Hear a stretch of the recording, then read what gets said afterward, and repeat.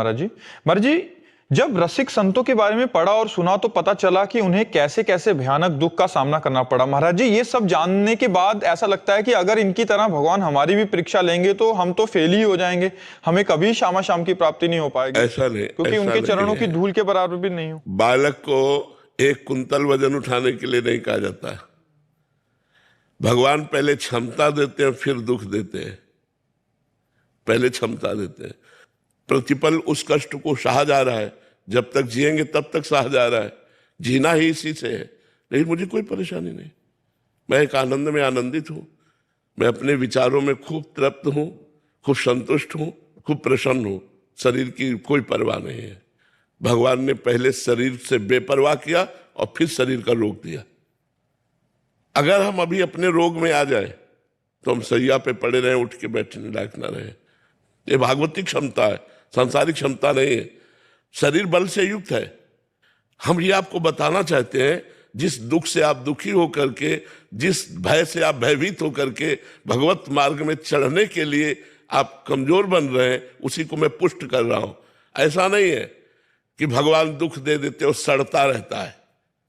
भगवान दुख देते हैं 100 ग्राम और सुख देते हैं 1 किलो।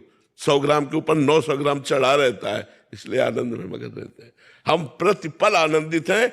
तुम शायद उतना आनंदित नहीं होगे, स्वस्थ होते हुए भी तुम उतना आनंदित नहीं होगे, अस्वस्थ होते हुए हम जितना आनंदित हैं। हम अपने आनंद की बात नहीं कह सकते। हर समय मैं आनंद में डूबा रहता हूं। किसके बल से? भगवान के बल से। अगर शरीर की बात आवे तो अभी मैं बेकार हो जाऊं।